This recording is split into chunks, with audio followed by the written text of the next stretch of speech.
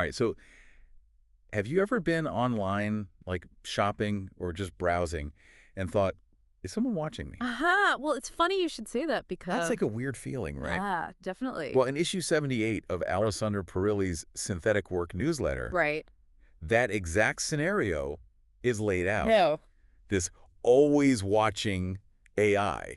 So for those who don't know Alessandro Perilli, he's Yeah, quite a visionary when it comes to automation and AI. absolutely. He's always ahead of the curve. Yeah, he's always a few steps ahead. Yeah, So when Perilli talks, we listen. definitely. And he's really hitting on this idea of always watching AI and what that could mean for us. So imagine, if you will, AI that can learn not through lines of code, but by watching what you do on your computer. So, like how humans learn. Exactly. Like Yeah. how we learn by watching someone else do a task. It's fascinating to think about the potential there. Totally. And Perilli really dives into how this could revolutionize the way we think about automation. I mean, right now, most automation relies on very specific commands or APIs. Right, which can be really limiting. Very limiting. Yeah. But what if an AI could just watch you work and learn how to do it itself, regardless of how many programs or interfaces are involved? Yeah.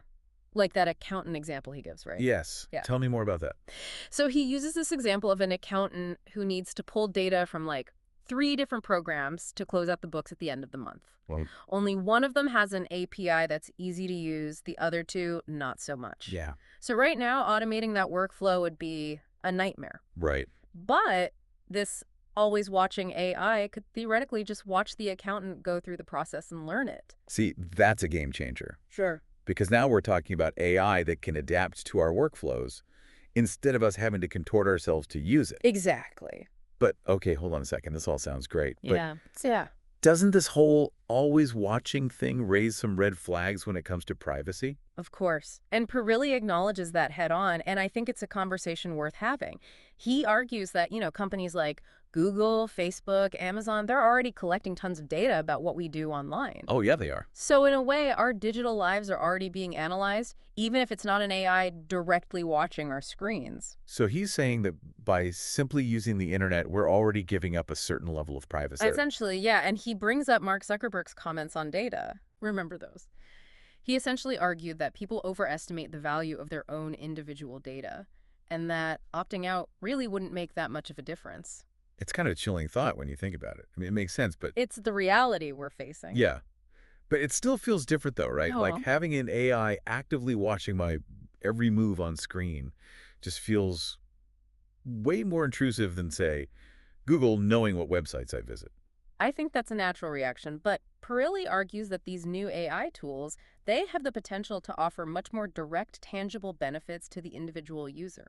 It's not just about our data being collected for some vague purpose, but about using that data to make our lives easier, more efficient. I can see that. He's got a good point. But before we get too deep into the ethics of it all, didn't Perilli mention something about Microsoft already dipping their toes into these always watching waters? He did. It's almost like he predicted the future, because it seemed like a far-fetched idea a few years ago, but now it's becoming a reality. Wait, really? What is it? Remember Copilot vision? Yeah. Okay, so for our listeners who haven't had their morning coffee yet, break down this Copilot vision thing for us. Okay, so imagine this. You're online. You're on, let's say, a furniture website, just looking for a new couch.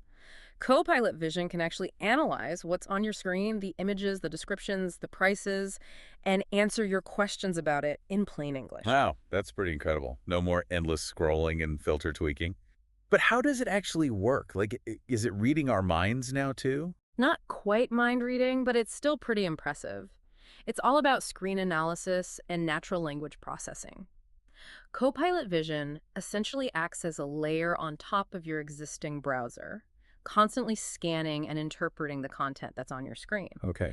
Then, when you ask it a question, it uses natural language processing to figure out what you're looking for and then pulls up the relevant information. Okay, let's unpack that for a second because those are some pretty big concepts. I mean, we've got screen reading technologies that have been around for a while, helping people with visual impairments navigate the web.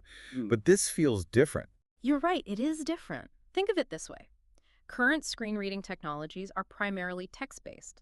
They read aloud the content on the page, which is incredibly valuable for accessibility, obviously. But Copilot Vision takes it a step further by understanding the context of the content, both text and images. It can tell the difference between a picture of a couch and a description of a couch, which lets it give you, the user, more relevant and helpful answers to your questions. That makes sense. But it also makes me wonder how accurate it actually is. Like, can it really understand the nuances of human language and context? Or are we going to end up with AI-powered shopping assistants ordering us the wrong couch because they misunderstood our instructions? That's the million-dollar question, isn't it? And it speaks to the limitations we're still facing with this technology. As incredible and promising as it is, Copilot Vision, at least in its current form, relies heavily on Microsoft Edge and a set of pre-approved websites. So it's not quite there yet. Not quite. This means that its ability to actually understand and interact with online content is still restricted by the data it's been trained on. So while it might be able to navigate the ins and outs of a furniture website, throw it onto a niche forum dedicated to, say, vintage typewriters, and it might struggle a bit. Exactly. It's not quite the all-seeing, all-knowing AI it's sometimes made out to be. However, as Perilli points out, it's an early glimpse into the potential of this technology. A glimpse into a future where our AI assistants are more like collaborators, helping us navigate the ever-growing ocean of information and choices available to us. Speaking of which, this Copilot Vision thing certainly brings up some interesting questions about data privacy. But, before we go too far down that rabbit hole, let's talk about the elephant in the room when it comes to this whole always watching AI thing. Privacy. Yeah, exactly. And Perilli definitely doesn't shy away from it in the newsletter. In fact, he points out that Microsoft is already trying to get ahead of these concerns. They've said that Copilot Vision will delete the screen data after it answers your query, and they're putting some restrictions on its access to really sensitive content, like banking information or passwords. Which are all good steps, of course, but it still begs the question, can we ever really opt out in this age of data collection? Even without an AI watching our screens directly, companies are already gathering tons of data on us, our browsing habits, purchases, even physical movements through our phones. It's like that old saying, if you're not paying for the product, you are the product, right? Yeah, exactly. But it seems like Perilli's suggesting that maybe instead of trying to completely opt out, which is probably impossible at this point, we should be pushing for more transparency and control over how our data is used. Absolutely. And perhaps even more importantly, we need to be asking ourselves how we as individuals can actually benefit from this data collection. Are these tools being developed to make our lives easier or to line the pockets of tech giants? It's a balancing act for sure. But for a minute, let's put aside the data privacy concerns and talk about another big one that always comes up with AI jobs. Are we all about to be replaced by robots? The question on everyone's mind, Perilli actually brings in a really interesting perspective from MIT economist Darren Acemoglu. Oh yeah, Isomoglu. He's done a lot of work on technology and employment, right? What's his take? Yeah, and his take is surprisingly optimistic. He predicts that only a very small number of jobs, something like 5%, are actually at risk of being completely automated by AI in the next 10 years. Really? Only 5%? That's way lower than what we usually hear. Right. Acemoglu thinks a lot of the fear around AI and job displacement is overblown. He even argues that focusing too much on full automation might distract us from the real issue, how AI is going to change the nature of work itself. Interesting. So instead of robots taking our jobs, we should be thinking about how AI can actually enhance our existing skills and even create new opportunities. Exactly. But, and this is a big but, Perilli also cautions us against falling into the trap of thinking AI is all sunshine and rainbows. Acemoglu also warns about some potentially negative economic consequences if we rush into this AI revolution without being careful. Okay, so like what? What kind of negative consequences are we talking about here? Well, he suggests that overinvestment in AI, especially if we overestimate its actual capabilities, could lead to wasted resources, a tech stock crash, some people are calling it an AI winter, and actually even more job displacement than we're anticipating, with people being hard to rehire even once things settle down. So you're saying we're talking about an economic downturn driven by the very technology that's supposed to be revolutionizing the world.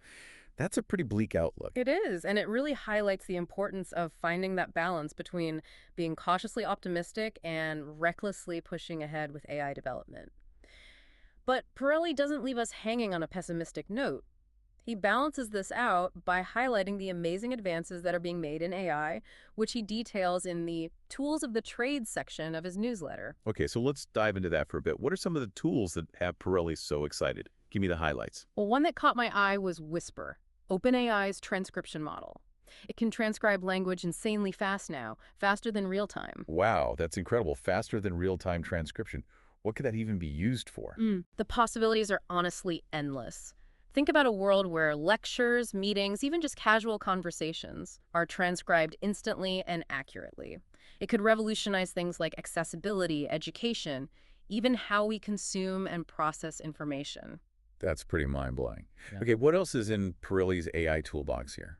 Another one that caught his attention, and this one's particularly relevant to our discussion today, is NotebookLM. Remember we were talking about AI potentially churning out mountains of, well, low-quality content? You mean Perilli's perpetual garbage generator idea? How could I forget? Right. Well, NotebookLM, while impressive, could easily become a powerful engine for that very garbage generation machine. Okay, I'm intrigued, but a little terrified at the same time. Tell me more about NotebookLM and why it has Perilli so concerned. So basically, NotebookLM is an experimental AI model from Google that basically lets you have a conversation with your notes, with your source materials.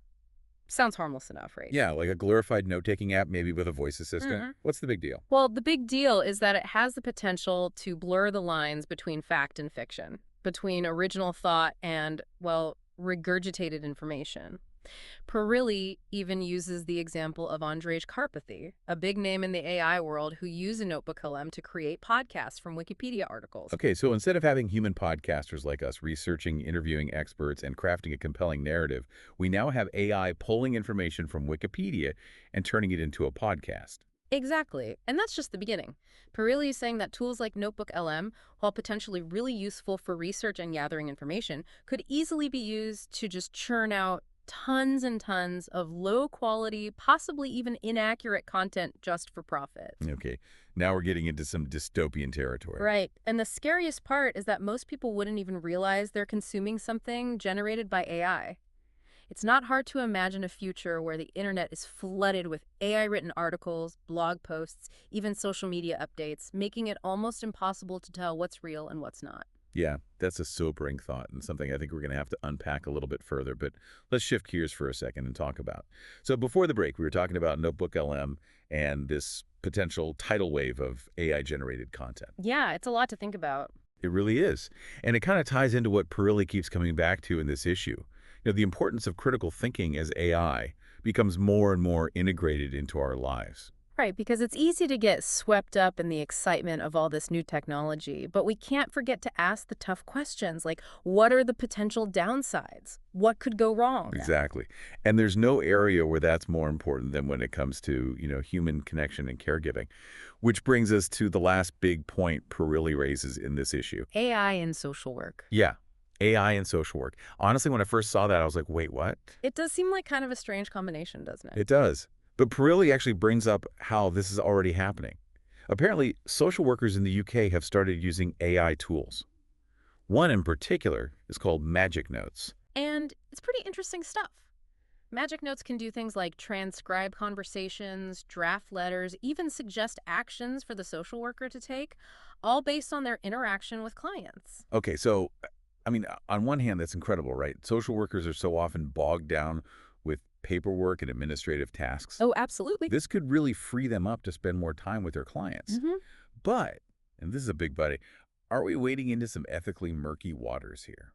You're right to be cautious, and Perilli points out that while tools like Magic Notes could be hugely beneficial, there are also some big concerns we need to be aware of. Things like accuracy, bias, and the potential for becoming too reliant on AI in really sensitive situations. Right. We're talking about people's lives here. Yeah. It's not like ordering the wrong couch online.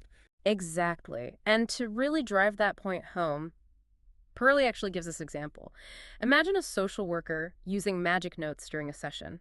At one point, the client just casually mentions that they have a little trouble using their phone. Which, let's be honest, is a pretty common issue, especially with older folks. Right. Not a big deal at all in most cases, but guess what?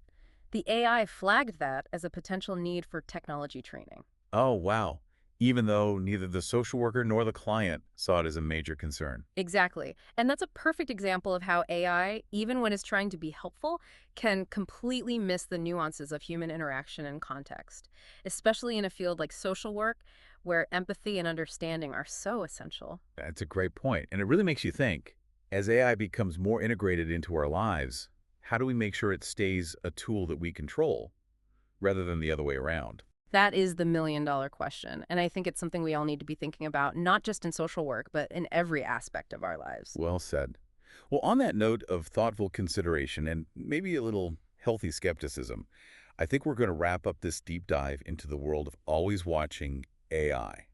Big thanks to Alessandro Perilli for, as always, giving us so much to think about. He's a master at making us question everything we thought we knew about the future. He really is. And to all our listeners out there, thanks for joining us on this journey as we explore the ever-evolving landscape of AI. Until next time, stay curious, stay informed, and maybe, just maybe, think twice the next time you see that little pop-up asking you to accept all cookies.